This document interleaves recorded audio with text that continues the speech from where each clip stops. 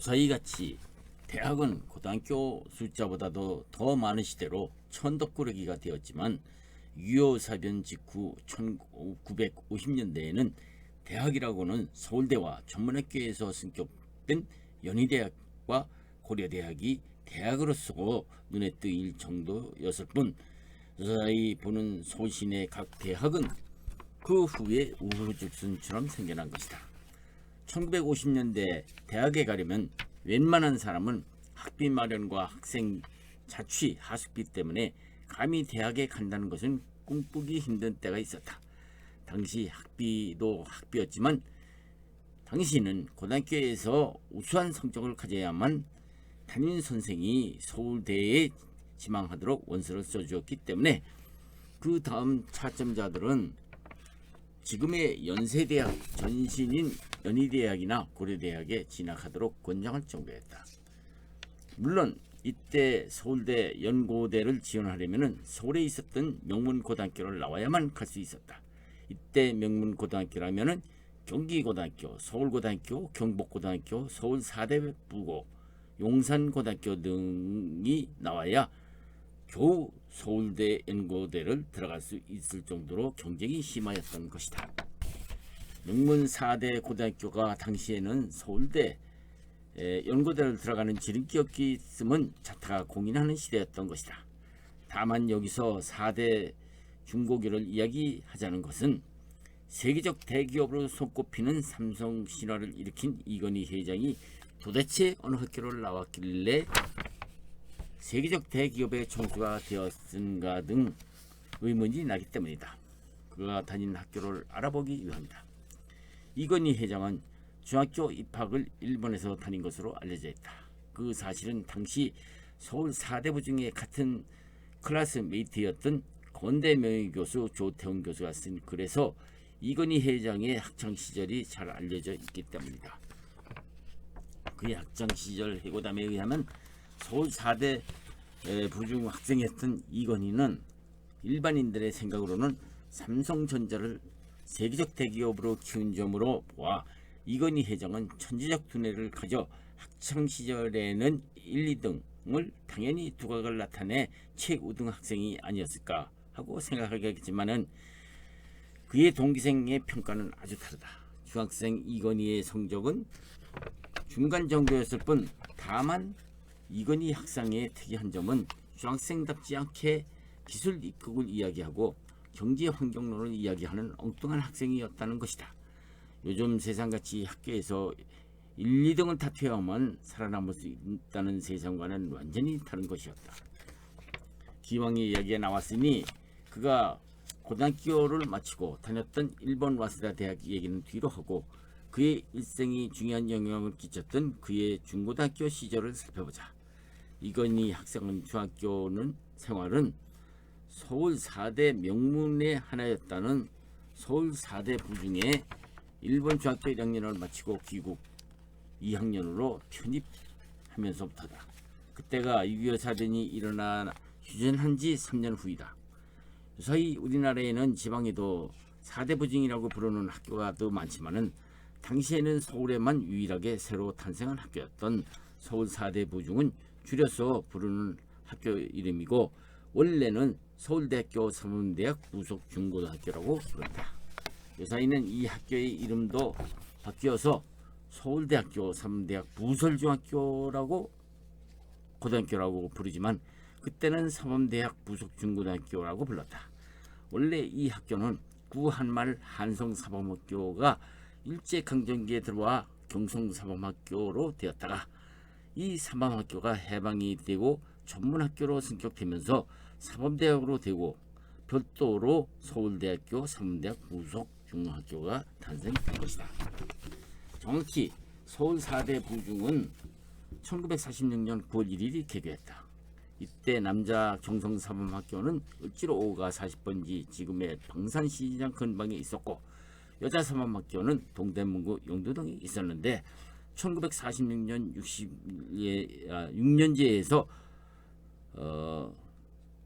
서울대학교 사범대학 부속중학교가 남녀공학으로 탄생한 것이다.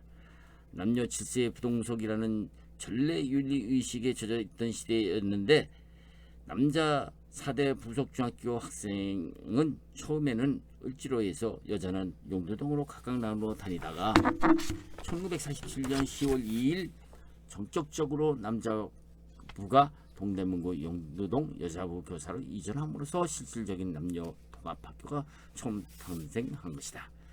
이렇게 용두동으로 통합된 지 50일 만에 정식으로 남녀공학학교가 개교되었고 해방 후 이 학교에도 교직원 간의 사상적 대립과의 이념 대립으로 자리를 못 잡다가 3대 교장으로 또 취임한 당시 서원대학 교수로 있었던 최복현이 1948년 11월 1일 교장으로 취임하면서 상황은 달라진다. 최 교장은 교훈, 교과, 기숙사 개조, 공개 수업, 연구 발표회 등을 열면서 4대 부고를 명실공히 연구학교, 시범학교로서의 역할을 과시하게 만든다. 그런데 이게 웬일인가?